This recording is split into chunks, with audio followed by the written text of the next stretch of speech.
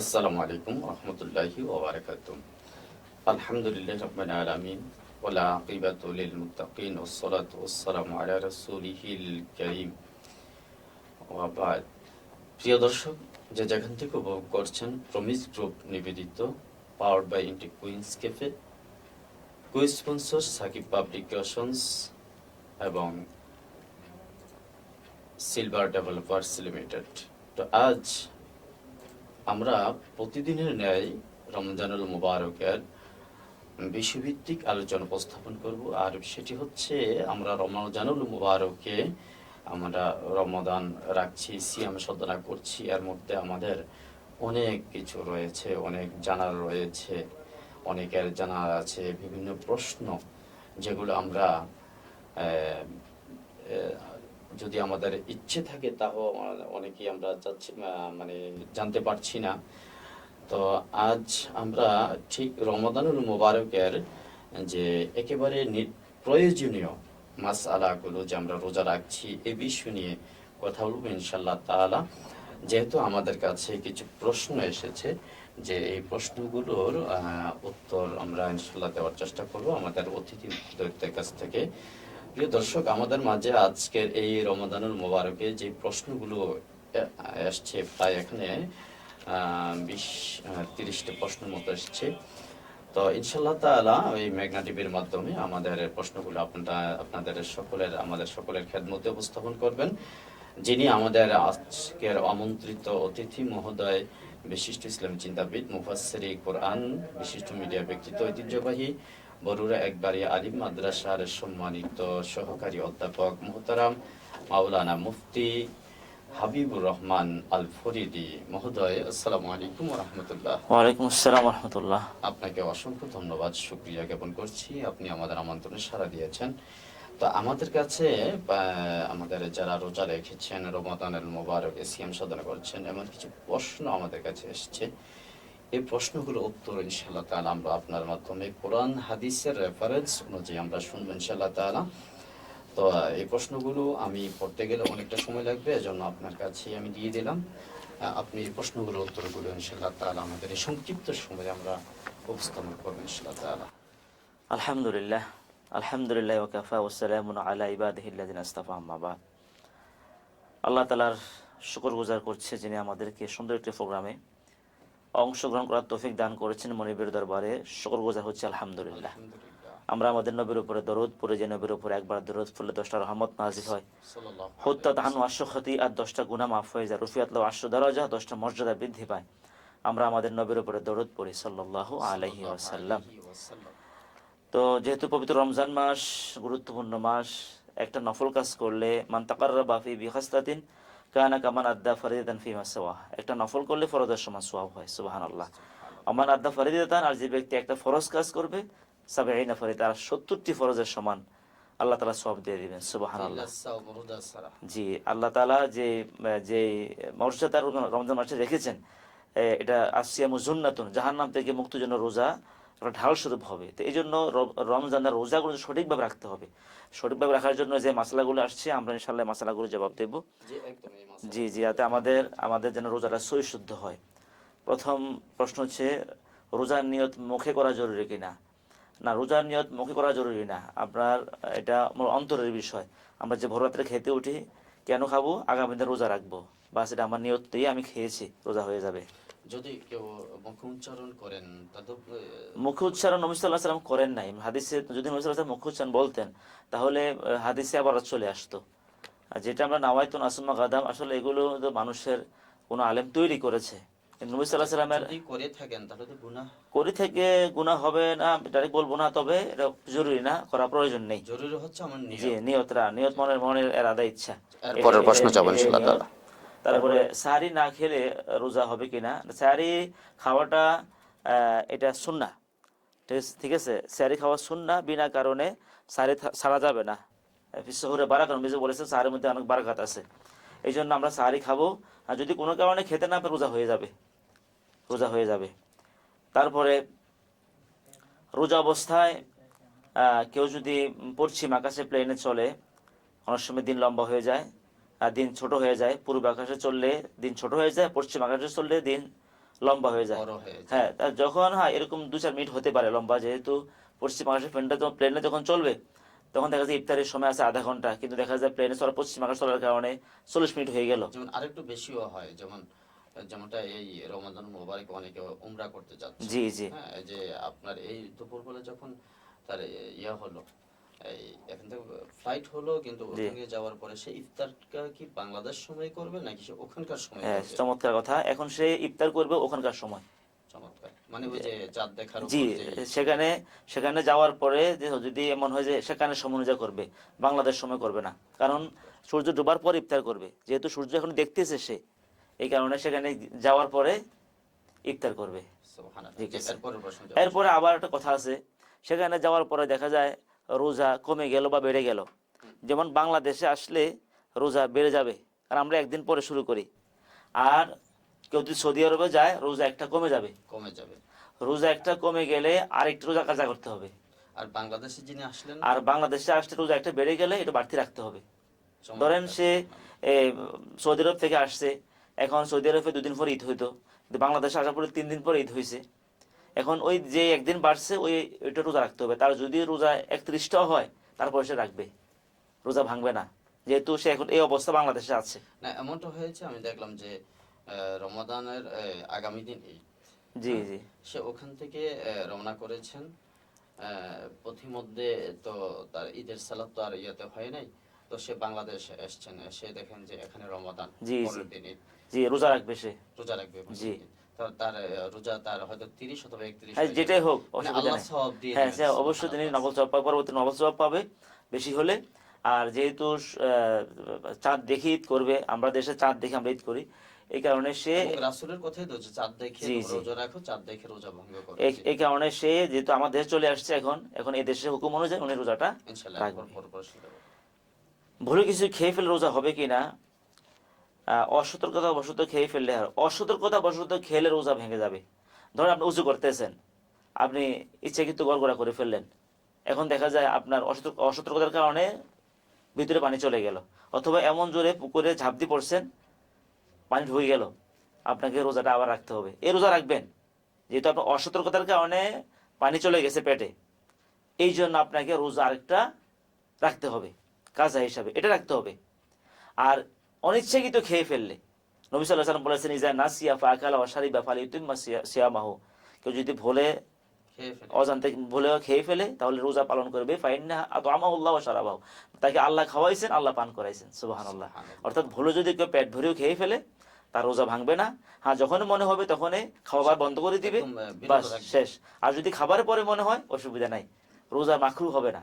সুবহানাল্লাহ। রোজা রাখতেও হবে না। না না, রোজা এটা হয়ে যাবে, রাখবে মানে রোজা এটা হয়ে যাবে। এটা হয়ে যাবে। আবার যদি এমন করে যে খাবারের পরে সে যেন খেয়ে ফেলছে আবার খেয়ে ফেললো, আবার খেয়ে ফেলে। মনে হওয়ার পরে খেয়ে ফেললো, তাহলে রোজা কাজা করতে হবে, এটা করা যাবে না। কিন্তু মনে হয়েছে কাজা কাজা কাফারে দিতে হবে না, না, কাফা কাজা লাগবে না, যেহেতু এটা ভুলের কারণে তার সিদ্ধান্ত নিতে ভুল হয়েছে। চমৎকার আর ইসলাম ধর্ম। এই কারণে সে যদি ভুলে খেয়ে ফেলে, খাবার মনে হলে খাবার বন্ধ করে দিবে, কুলি করে ফেলবে, পরিষ্কার করে ফেলবে। আর যদি খাবারের পরেও মনে হয়, তাও রোজার কোনো সমস্যা নাই, রোজা হয়ে যাবে, তাকে আল্লাহ খাওয়াইছেন। রোজা অবস্থায় রক্ত পুঁজ বের হয়ে গেলে রোজা হবে কিনা? হবে। নবী সাল্লাল্লাহু আলাইহি ওয়াসাল্লাম বলেছেন, নবী সাল্লাল্লাহু আলাইহি ওয়াসাল্লাম ইহতিজাম, নবী সাল্লাল্লাহু আলাইহি ওয়াসাল্লাম হুয়া সাইমুন, নবী সাল্লাল্লাহু আলাইহি ওয়াসাল্লাম রোজা অবস্থায় তিনি হেজামা করেছেন, অর্থাৎ রক্ত বের করেছেন। এই জন্য রোজা অবস্থায় রক্ত দেয়া যাবে, রক্ত গ্রহণ করা যাবে না। এবং রক্ত বের হইলেও সমস্যা নেই, মুজ বের হইলেও অসুবিধা নেই, তবে রক্ত গ্রহণ কিন্তু করা, অজুর ক্ষেত্রে হয়েছে যে রক্তপুঁজ পানি এগুলো বের হয়ে গড়ায় পড়লে অজু ভেঙে যাবে। যেটা অজুর ক্ষেত্রে, এটা গড়ায় পড়লে, এটা হলো রোজার ক্ষেত্রে সমস্যা নাই। রোজার ক্ষেত্রে কারো যদি পুঁজ বের হয় বা রক্ত, এমনকি কোনো রোগীকে যদি 1 ব্যাগ রক্ত দেওয়া লাগে, সর্বোচ্চ রোজা মাকরু হবে, যেহেতু অতিরিক্ত রক্ত দেওয়ার কারণে দুর্বল হয়ে যাবে। কিন্তু প্রয়োজন হলে, একটা অ্যাক্সিডেন্ট রোগী এখন রক্ত প্রয়োজন, উনি রোজাদার, রক্ত দিতে পারবে, রোজা ভাঙবে না, উনি রোজা ভাঙবে না, আলহামদুলিল্লাহ। যিনি রক্ত গ্রহণ করবেন না, ওনার রোজা ভেঙে যাবে, উনি রক্ত, এমনিতে তো উনি অসুস্থ। জি জি, রোজা রক্ত গ্রহণ করা যাবে না, রক্ত দেয়া যাবে। ডায়াবেটিসের রোগী রক্ত দিতে পারবে ডায়াবেটিস পরীক্ষার জন্য, অসুবিধা নেই। জি, এরপরে রোজা অবস্থায় নাইট প্রেশার স্বপ্নদোষ হলে রোজা না, কোনো সমস্যা হবে না। নাইট প্রেশার হলে রোজা কোনো অসুবিধা হবে না। সে এই বিষয়টা নিয়ে আমাদের যুব সমাজের একটু ধর্মরঞ্জাল রয়েছে। জি জি আমার এক মুসল্লি ঠিক আমাকে এটা রিসেন্টলি গত শুক্রবার, জি জি জুমাবারে আমাকে এটা ইয়ে করেন যে এমনটা হলে কেমন হবে। তো আমি তো আমার মতো করে বলে দিয়েছি, কিন্তু আপনার মুখ থেকে জি জি, রোজার কোনো সমস্যা হবে না, এটা ইচ্ছাকৃত না, এটা ঘুমের মধ্যে সে অনিচ্ছাকৃত। আর ইচ্ছাকৃত হলে তো রোজা ভেঙে যাবে। কেউ যদি ইচ্ছাকৃত যদি কেউ তার ধরেন সে তার ইচ্ছাকৃতভাবে এমন কিছু করলো, ঠিক আছে। আর যদি সে ইচ্ছাকৃত যদি হয় তাহলে এখানে দুইটা বিষয়। কেউ যদি ধরেন আপনার মাস্টারবেশন করে ইচ্ছাকৃত, তার রোজাটা কাজা করতে হবে, এদের চরম গুণ, তার গুনাহ হবে, কঠিন গুনাহ হবে। আর দাম্পত্য জীবনে স্বামী স্ত্রী একত্রিত হলো ইচ্ছাকৃতভাবে, তাহলে তাকে 60টি রোজা কাফারা দিতে দেয়া হবে, লাগবে। করতে হবে। একটি হলো রোজার, একটি কাজা, আরেকটি আর হচ্ছে আর তাহলে 60টা কাফারা, 61টা। 61টি তাহলে। কেউ যদি 5টা রোজা ভাঙে, কেউ 5টা রোজা ভাঙলো ইচ্ছাকৃতভাবে, তাহলে 60, আল্লাহ সহজ করছেন, 5টি ভাঙলো কাফারা একটা, আর এমনি কাফারা একটা, কাফারা একটা, যতটা ভাঙো। যদি যদি কে 1 মাস রোজা রাখে না ইচ্ছাকৃতভাবে, কাজা একটা। কাফারা মানে অর্থাৎ মনে করেন কেউ ইচ্ছাকৃত 5টা রোজা ভেঙে ফেললো, কাফারা কিন্তু একটা, কাফারা মানে কি, 60টি রোজা, 60 রোজা, আর কাজ হবে 5টা। কাজা হবে 5টা। এখানে আল্লাহ সহজ তাহলে করছেন, 62, মানে মানে আল্লাহ প্রতি রোজার জন্য আলাদা কাফারা না। কেউ যদি 10টা রোজা ইচ্ছাকৃত ভাঙে, আল্লাহ তাআলা এখানে সহজ করছেন, কাফারা হবে একটা, কাফারা মানে কি 60টা রোজা, তাও রাখতে হবে একসাথে, 1000 একাধারে। মা বোনদের ক্ষেত্রে সুযোগ আছে, আর পুরুষের ক্ষেত্রে একসাথে রাখতে হবে, মধ্যে ভাঙা যাবে না। পুরুষ যদি একেবারে অচেতন অথবা মানে ওই যে রুগ্ন না হয়, না, ওইটা তো অচেতন। তখনকার যদি তখন তার তার জন্য ওই যে সে ইচ্ছাকৃত ভাঙা কারণে কাফারা দেয়া লাগবে, মানে রোজার কাফারা রাখতে হবে। আর কেউ যদি আপনার ইচ্ছাকৃত ধরেন না অসুস্থ রোগী, রোজা ভেঙে ফেললো, রাখতে পারতেছে না, সে যদি রাখার পরবর্তীতে রাখার সুযোগ থাকে, ধরেন সাময়িক অসুস্থ, একটা সময় সুস্থ হয়ে যাবে, তখন তাকে রোজাগুলো পরে রাখতে হবে, এখন রাখবে না। ঠিক তদ্রুপ অসুস্থ রোগী কিন্তু সে সুস্থ হওয়ার সম্ভাবনা নাই, জি, যদি সুস্থ হওয়ার সম্ভাবনা না থাকে, তখন তাকে পরবর্তীতে রোজাগুলো জন্য কাফারা অর্থাৎ ফেদিয়া, এটা কাফারা নইলে ফেদিয়া, ফিদিয়া দিতে হবে। ফেদিয়া মানে তার 2 বেলা খাবার 1 বেলা ইফতারে যে মূল্যটা আসে প্রত্যেকে মানে ফ্যামিলি সে অনুযায়ী, যা খায়, যেই মানে হ্যাঁ, খাবারটা যে খায় মানের খাবার খায়। ইফতারি, এবং যে তার পরিবারে যে খাবারটা খায় যে রাতের, ভোর রাত্রে বা সন্ধ্যা রাত্রে, এটা মূল্য কত হতে পারে, 250 হোক, 300 হোক, 200 হোক, তার ফ্যামিলি অনুযায়ী ধরে প্রতি মানে প্রতি রোজার জন্য একটা একটা ফেদিয়া দিতে হবে, দিতে হবে। ঠিক আছে। আর যদি শুনবার অসুস্থ রোগী যদি কোনো কারণে সুস্থ হয়ে যায়, এমন সুস্থ সম্ভাবনা নাই, এখন সে সে ফেদিয়া দিল, কিন্তু পরবর্তী দেখা গেল ভালো চিকিৎসা, উন্নত চিকিৎসার কারণে সুস্থ হয়ে গেল, তখন কিন্তু উনি রোজাগুলো আবার রাখতে হবে। এই যে ফেদিয়া দিয়েছে এই জন্য তিনি সওয়াব পাবে, ঠিক আছে।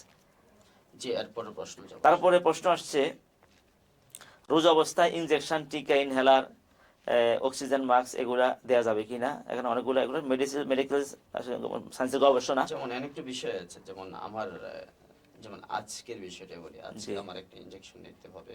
জি হ্যাঁ, এটা স্টেরয়েড, এপিডুরাল স্টেরয়েড।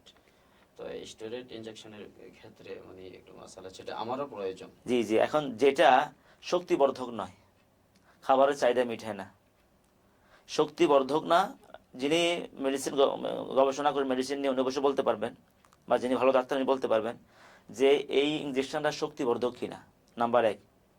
মানে দ্বিতীয়, প্রোটিন আছে হ্যাঁ কিনা আছে সেটা। কিনা। দ্বিতীয় হচ্ছে খাবারের কোনো চাহিদা মিটায় কিনা। যদি এই দুইটা শর্ত না পাওয়া যায় তাহলে ইনজেকশনটা দেওয়া যাবে। যেমন মা বোনদের রোজা টিকা, ভাঙবে না। না রোজা ভাঙবে না, রোজা অবস্থা দেওয়া, যেমন মা বোনদের টিকা, এটা শক্তিবর্ধক না, খাবারের চাহিদা মিটায় না, তাদের প্রয়োজনে টিকা দিতে পারবে।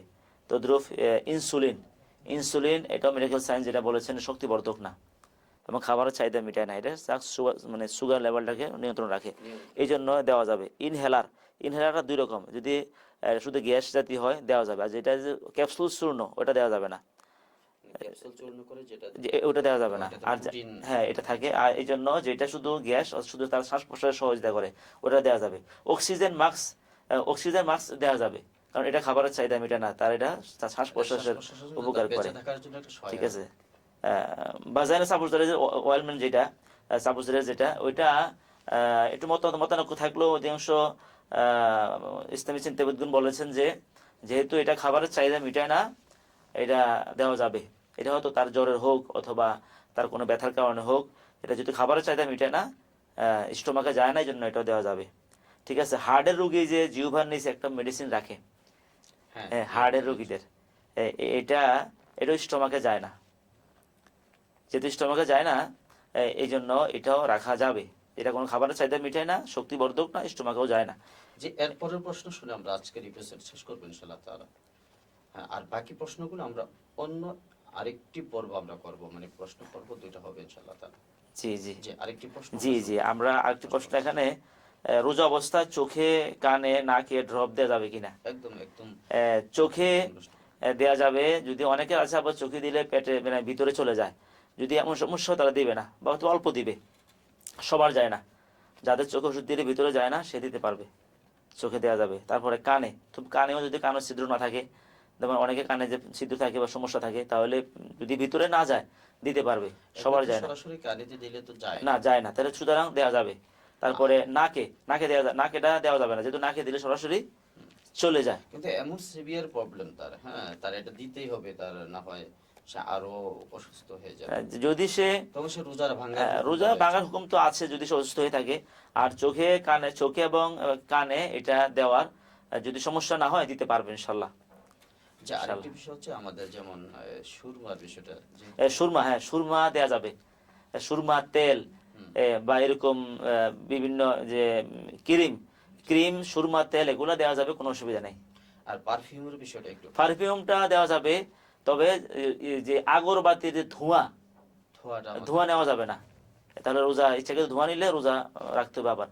এই জন্য আগরবাতি ধোঁয়া নেওয়া যাবে না। যদি অনিচ্ছাকৃত এখানে আমি আসছি হঠাৎ আগরবাতি জ্বালানো আছে আমি জানি না, তাহলে রোজা সমস্যা হবে না, তো সরে যাবে এখান থেকে বা এটা বন্ধ করে ফেলবে। পারফিউমের ক্ষেত্রে, আর পারফিউম যেটা হালাল পারফিউম বা আতর অথবা যে পারফিউমটা হালাল, ওটা দেওয়া যাবে, অসুবিধা নেই। অ্যালকোহল মুক্ত যেটা, হ্যাঁ অ্যালকোহল মুক্ত যেটা, জি এটা সব সময়ের জন্য নিষিদ্ধ। নিষিদ্ধ। আর রোজার রোজা কোনো পারফিউম বা কোনো সুগ্রান কোনো সমস্যা নেই, দেওয়া যাবে।